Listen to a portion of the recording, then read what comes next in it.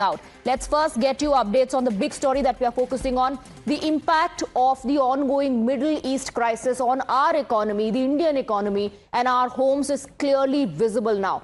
After Prime Minister's appeal to citizens for austerity by consuming less oil, gold, fertilizers, etc., the government has been taking significant steps to protect the Indian consumers. Like after hiking import duty on gold and silver, the government has now banned sugar exports. But it seems pain is on the way and one should get ready to deal with it. The RBI Governor has hinted at some fuel price pain very soon.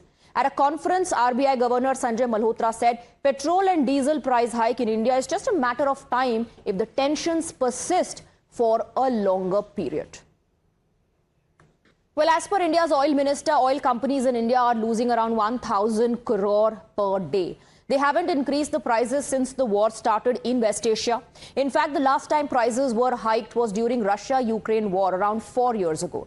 Government so far has tried to avoid passing on the burden, but the shield can't go on for long given the uncertainties in West Asia. Other countries have already increased the petrol prices sharply. Let's in fact break down the details. Let's take a look at increase in petrol prices in other countries after the war started. And this is a breakdown of how other countries have responded to the situation. There has been an increase of about 22% when it comes to fuel in United Kingdom. In Hong Kong, they've witnessed an increase of 25%. In Germany, it's been around 27%. Netherlands, 28% increase in fuel prices. Italy, 30%. Spain, 34%. And in Japan, people have witnessed a spike, a hike anywhere between 30 to 35%. So Spain and Japan have seen the maximum hike when it comes to fuel price. That's been the impact globally of the West Asia situation. As far as India is concerned, at the moment, of course, there is no hike, but there are indications and hints that it is going to come soon. Meanwhile, India's wholesale inflation has risen unexpectedly to 8.3% in April. This is almost the highest in 3.5 years. Surging energy costs triggered by the Middle East conflict pushed up fuel and manufacturing prices across the economy. Let's break down those details as well. Let's take a look at how the wholesale inflation has risen over the last few months. So this is a graph that explains to you. Let's begin with December 25, 0.96%. Before that, in November 25, it was 0.13%. Then Jan 26, 1.68%. Consistently, you see a rise. Then February 26, 2.26% wholesale inflation. March 2026, 3.88%. And then you see a sharp spike there in April. This is the current situation. April 2026, it's at 8.30%. So that's the wholesale inflation at a 42-month high. Let me go across to my colleague Hina, who's going to help us understand what does this mean. Hina. Well, simply put, these measures are being taken by the government to protect the economy, to protect the citizens. See, like you just described for our viewers, how several big countries have already increased the petrol prices since the war started. But now the impact is visible on several macroeconomic indicators, and the shield cannot really continue. Hence, efforts are being made to prepare the Aam Aadmi so that people also start conserving fuel. Back to you. Absolutely. So the government is saying that people need to, at the moment, pay attention, pay heed to the appeals that have been made by Prime Minister. Like we heard the RBI Governor, there are hints, indications that there is soon going to be an increase in the fuel prices. We already told you about the wholesale inflation. There are other measures being taken as well. Not just that, now you see the Prime Minister also leading by example. We saw how there were just 2 vehicles in the Prime Minister's convoy, other leaders also following suit. I am being told that we are now joined by Mr. VD Satheesan, CM-Designate, in conversation with my colleague Madhav. Over to you, Madhav.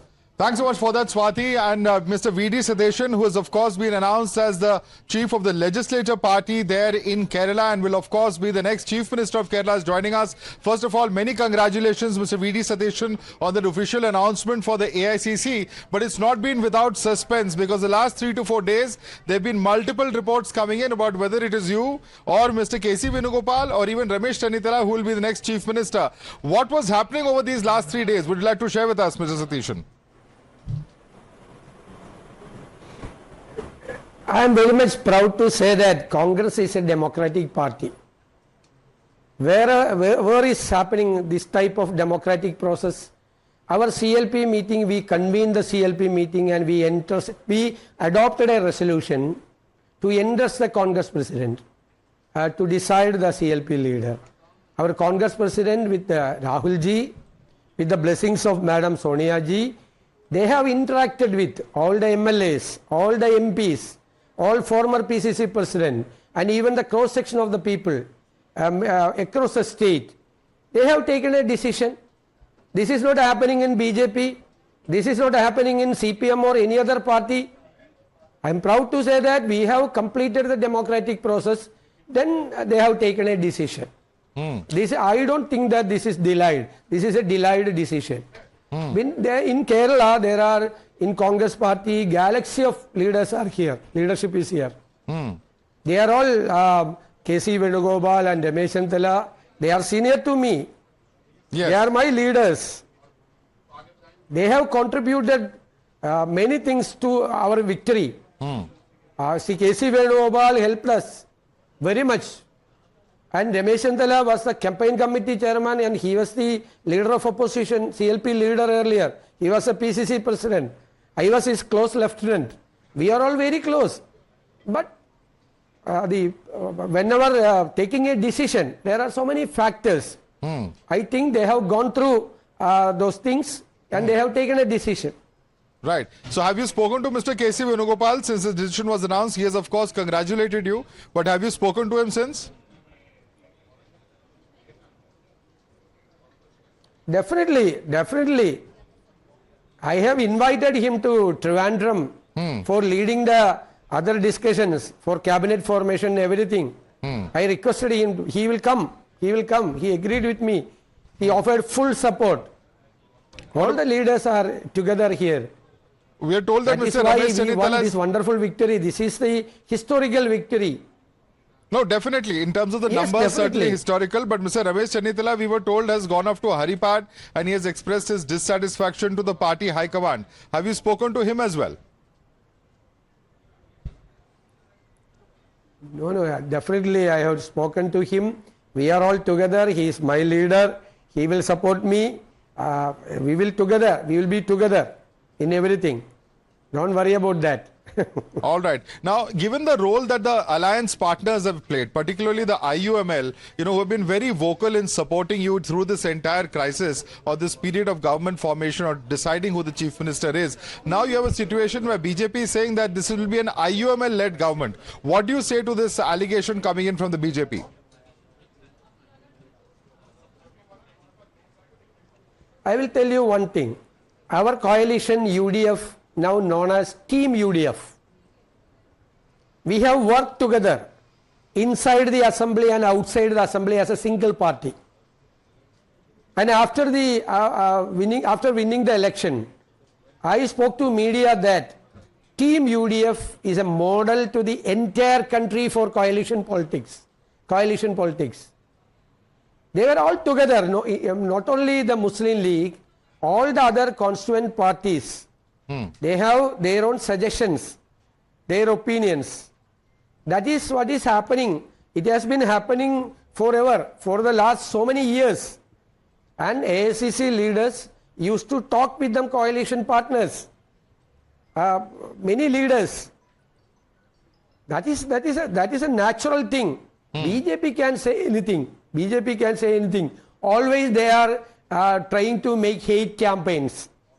That is a hate campaign against the Muslim League and Muslim community. It's a hate campaign. We have survived that hate campaign. We have taken a strong secular stand in Kerala.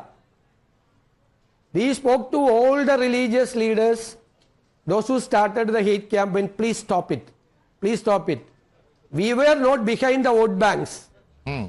So are you saying that even those elements within the IUML or their supporters and the Jamaat, etc., if anyone, takes up campaigns along or raises issues on communal lines, you will strongly oppose that as Chief Minister? No, nobody. I am not a Muslim. I am a Hindu. No, not about you. But IUML is your ally. And we know how many of the parties allied to it are. We are talking about the organizations associated with IUML as well. Yeah. Who? No, you may have taken a strong stand during this election I cannot campaign, understand sir. what you are saying. I am saying that parties such as the IUML, organizations that are associated with it, you know, while during this campaign you have taken a strong line that they will not take up any issue on communal lines. Through your 5 years as Chief Minister, will you ensure that the same thing is done? Definitely, it is our stand. The people of Kerala accepted that secular stand. This election result is the declaration of Kerala people to the entire country that our Kerala is secular. Our Right. Kerala is secular. Right. Then Sir, you know the SDPI supported us. We said no, we don't need your support. right. This is a first coalition, first party rejected the support from a extreme outfit. We Right. said no, we don't want your support. But CPM at the same time accepted their support. But people believed in secularism. In Kerala is secular. Okay. Kerala is secular. That is why they accepted this adamant secular stand. Right. And sir, what about the posters that appeared outside the Wayanad Rajiv Bhavan, which very clearly said that Rahul Gandhi and Priyanka Gandhi, the Gandhis, you know, they would not have a very good fate, they would not win elections, so on and so forth, you know, which were critical of the Gandhi family. How much of a role did that play, and who had put up those posters in your view? Anybody can put posters. One of the posters were pasted by the CPM person. It was proved by the CCTV camera. CPM is also, BJP is also putting posters. That's a very to big prove charge. that there is some problem within the Congress party. Are you saying these specific No posters congressman are you saying these specific pasted a posters were done by poster CPM? against Rahul ji or Priyanka ji. Because it is proved by it is in the news that some of the posters, flex boards are put by the CPM persons, CPM local committee member. CCTV camera proved it. Right. And also, sir, And we have made complaints too also. right. Sir, there is Anybody can at night put a poster.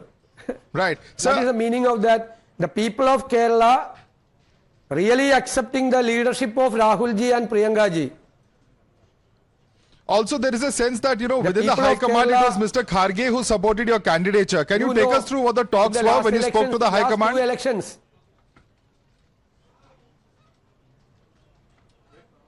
Pardon? There was, you know, a sense, there's a news report Hello? coming in that Mr. Kharge is the one who has supported you in terms of your candidature as Chief Minister. Can you take us through what were the dialogue or the conversation you had with the party High Command in Delhi? There is an impropriety to say something about the discussions made by the leaders. There is an impropriety to say like that.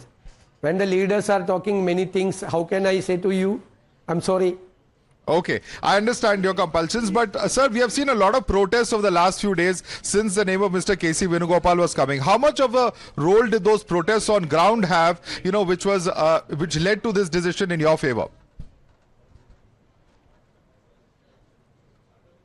That I don't know. There is AICC leaders, they have gone through many process. After completing that procedure, they have declared this thing. I don't know what are the criteria for that selecting the leader. I don't know. That is the leadership prerogative. I'm sure they would have discussed the select the criteria leader. with you, sir, when they were selecting you.